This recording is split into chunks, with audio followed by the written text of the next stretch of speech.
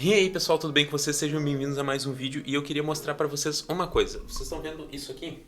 Isso aqui que vocês estão vendo é um projeto antigo de um vídeo meu, que saiu até nesse canal, que é em qual resolução a gente grava, né? Eu tava explicando um pouquinho de resoluções e por que que eu tô com esse projeto aberto, e um outro projeto também que eu não finalizei, que é esse daqui, ó. Esse outro projeto aqui também que tá no início. Que esse é de quadros por segundo. Se vocês assistiram a live, vocês viram que eu falei basicamente um fundamento do vídeo que é de quadros por segundo e de resoluções. A gente precisa entender primeiro essas duas coisas pra gente depois entender configurações de câmera e tudo mais. E eu tô pegando esses vídeos antigos porque eu quero ver o formato que eu fiz a edição pra regravar, porque eu acho que faltou algumas informaçõezinhas pra gente daí lançar lá no César Augusto Fotografia alguns vídeos sobre os fundamentos do vídeo e a gente começar a produzir esse conteúdo. Porém, pra gente fazer isso, é um processo meio complicadinho agora. Na verdade não é um processo meio complicado. Agora eu tô colocando tudo no papel que eu quero falar. Se vocês conseguirem ver aqui, eu tenho um bloco de notas. Deixa eu ver se a exposição tá legal. Ó. Eu tenho um bloco de notas aqui, onde eu vou basicamente roteirizando todos os meus vídeos, vou falando o que eu quero, estrutura, de repente. À medida que eu vou tendo ideias, eu vou colocando tudo nesses blocos de notas e depois eu vou roteirizando cada um deles, faço um vídeo, faço os tópicos que eu quero falar pra ficar bem legal a informação. Mas não é bem sobre isso que eu queria falar no vídeo de hoje com vocês. Se vocês viram pelo título do vídeo, eu coloquei alguma coisa como título de como é feita uma produção de cinema, como um filme de cinema é produzido, alguma coisa do tipo. Ainda tô bolando esse título. Mas por quê? Porque ontem eu me perdi na internet, o que acontece com bastante frequência, e eu achei o canal deste cara aqui. Ele é o Peter Jackson. O Peter Jackson, pra quem não sabe, ele foi o diretor da trilogia do Senhor dos Anéis e a trilogia do Hobbit. Basicamente, ele fez todos os filmes de cinema que a gente tem do Tolkien, né? Não tô falando de produções de Netflix e outros spin-offs, né? Eu tô falando das duas trilogias que a gente tem, ele foi o diretor das duas trilogias. Embora a trilogia do Hobbit não tenha sido tão boa quanto a do Senhor dos Anéis, né? A gente tem que reconhecer que, enfim, Hobbit é um livro bem menor, então é bem mais difícil fazer 3 longa-metragens da Bíblia, que é o Senhor dos Anéis, escrita pelo Tolkien, certo? Mas o vídeo dele, por que eu acabei caindo no canal dele? Eu já tinha visto isso há muitos anos atrás. Se vocês verem, não tem nenhum vídeo novo, são todos 5 anos atrás, mas eu quero em particular esses de 7 anos atrás. Esses vídeos de 7 anos atrás, ele fez tipo um diário de produção quando ele tava filmando o Hobbit em 2012. E é muito espetacular tu ver todo esse processo, né? Ele fez a questão, eu não sei quantos são, porque eu parei no episódio 10, se não me engano, que foi o dia que eles lançaram o Hobbit 1, né? Uma jornada inesperada, né? A Unexpected Journey, isso. E eu parei nesse episódio, eu ainda não vi mais, porque ontem eu passei o dia inteiro maravilhado com isso. Porque basicamente aqui nesses vídeos, ele vai passando por toda a produção, a timeline, pelo que eu vi, como se divide, eles passaram por meses filmando o Hobbit 1 e 2, e depois foram pro próximo processamento, para toda a questão de efeitos gráficos e tudo mais. Mas aqui ele mostra, olha isso é sensacional, entende? É toda a questão de como eles fazem as armas, como eles fazem a maquiagem dentro do cinema. Por que eu acho isso legal? Isso é muito legal pra gente ver como é que um filme é feito, como é que é esse processo, né? Eu fiquei muito maravilhado onde eles fazem primeiro as filmagens dentro de set, que ele tá falando de todos os treinamentos, primeiro que eles têm, né? Mas ele faz essa questão do vlog bem corrido, porque se não me engano são mais de anos filmando pra depois ir pro pós-processamento. Então ele compila muito bem isso em poucos episódios. E, pessoal, se é em inglês, vocês têm, eu vou dar uma dica pra vocês, tá? Pra quem não sabe muito bem de inglês, pode não funcionar muito bem, mas se a gente ativar as legendas aqui, elas são geradas automaticamente em inglês. Mas daí a gente pode vir aqui no tradutor. Eu dei uma testada por como é bem feito assim, a questão das legendas, eles falam de forma bem pausada. O algoritmo do YouTube consegue reconhecer bem e ele consegue traduzir de uma forma bem decente até. Alguma coisa se perde, obviamente, na tradução, mas a gente pode vir aqui e pedir para eles traduzirem para português pra gente acompanhar mais do que está sendo falado, né? Para quem não tem muito bom inglês aí. E a gente pode ver, não é uma coisa super técnica, eles vão falar quanto tempo de produção deu isso, quantas coisas certinho deu isso, é um formato de entretenimento. E eu praticamente, bom, olha o que está sendo esse canal, né? É um pouco informativo, mas eu também gosto dessa ideia, assim, da informação dentro do entretenimento. É assim que eu busco muito da minha informação. Eu gosto muito dessa coisa quando tu quebra um pouco dessa questão de informação, e eles mostram de uma forma muito legal isso, como um filme é feito. Mas o que eu achei muito sensacional é que eles gravam todos os sets, tudo que é dentro de set, do set de filmagem enorme que eles fizeram na Nova Zelândia, porque se vocês não sabem, tanto o Senhor dos Anéis quanto o Hobbit foram todos gravados na Nova Zelândia porque foi pesquisado e os cenários da Nova Zelândia, questão de montanhas e tudo mais, isso é o que se adequa melhor ao que o Tolkien escrevia para representar a Terra-média nessa questão de imagem. Então eles fazem toda essa questão de sets primeiro, e depois, eu acho que a parte mais difícil, e eu começo a ter umas dúvidas assim muito loucas sobre isso, é quando eles vão filmar em locação. O que é em locação? É quando eles saem de dentro do set de filmagem, né, daquele lugar fechado, onde eles têm uma tela verde, onde eles fazem os cenários todos os cenários. Quando tu filma dentro de um ambiente, por exemplo, essa casa aqui, se ela fosse um cenário de filme, ela provavelmente estaria dentro de um set, essas paredes seriam falsas e isso tudo a gente gravaria nesse momento. Mas tudo que a gente tem que fazer em locação, tudo que a gente tem que gravar em externa, andando na floresta, né? No caso do Hobbit, todos os cenários externos de floresta, de campo, tudo isso eles têm que fazer. E todos os shots externos também, como morros, montanhas, eles fazem tudo de forma em locação, né? Que eles chamam, que eles vão daí de helicóptero. Olha o nível de produção. Vamos ver se eu acho aqui o episódio certinho. E eu acho que começa no episódio 5 aqui, quando eles começam a fazer as gravações em locação, que é um tempo um pouco mais curto, né? Que tu não tem a cena, só tem provavelmente aqueles takes de passagem de tempo, deles andando, alguma coisa assim, ó. E vocês conseguem ver, eu acho que nesse último take aqui, o que tem ali atrás? Tem um helicóptero. Eles vão de helicóptero para as locações porque muitos dos lugares não tem como chegar para fazer as gravações de carro, porque é só montanha, pedra e são lugares onde não tem estradas. E o que eu fiquei pensando, eu não sei se foi nesse episódio, daí veio meus questionamentos muito loucos, né? Imagina levar cavalos para lá, imagina levar toda a produção, todo o figurino. E uma coisa também que eu fiquei pensando, imagina quantas pessoas estão em cima daquela montanha que precisam se alimentar, precisam, né, comer, almoçar e jantar. E aí tu fica pensando, imagina, olha o tamanho do set, isso aqui é o tamanho do set.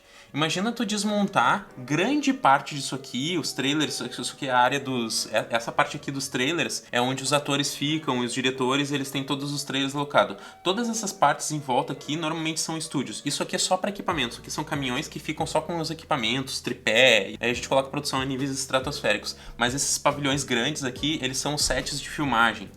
E é muito legal, tu vê, isso aqui é uma lista, de produção. O que eles vão ter que fazer, o que eles vão ter que ajustar na hora de fazer as filmagens em locação, quantos dias levam, quantas horas vão ficar em cada locação. Imagina o planejamento de fazer uma produção nesse nível. E é muito legal porque aqui eles explicam tudo, ó, eles estão mostrando como é que eles montam. Não só o cenário, porque tu não tem que ter só o cenário onde vai se passar as coisas, mas tu tem que montar a tenda ali do diretor, de todo o pessoal da equipe de câmera. Imagina se chove também, vocês precisam desmontar tudo isso muito correndo e levar para um lugar onde não chova. Tem até um episódio, acho que foi nesse mesmo aqui, que começa a chover no meio da gravação do rio, daquela dos anões, quando eles estão descendo no rio em barris, assim. E eles tiveram que parar essa diária de gravação, onde já estava tudo certo ali, porque começou a chover muito. E teve mais um problema nisso, porque quando começou a chover demais, deixa eu ver se eu acho essa parte, aqui nessa parte começa a ter uma chuva e eles tiveram que parar essa diária de gravação e voltar no outro dia, só que teve mais um problema, como choveu muito no dia anterior, eles tiveram que interromper essa diária de gravação, o nível do rio subiu, então ficou tudo diferente, como eles tinham que gravar, pegar os planos, algumas rochas que apareciam não apareciam mais, porque o nível da água estava mais alto, né? Então, olha, imagina o nível de produção que tu tem que ter. E o que eu me pego mais pensando é o planejamento de diária. Tipo, quem é que vai lá, que equipe que vai lá e fala assim, ó, não, para isso a gente precisa colocar uma grua ali em cima do rio, né? E a gente vai ter que instalar isso. Agora a gente vai chegar ali, ó, vocês conseguem ver que tem um slider ali embaixo pra grua se movimentar.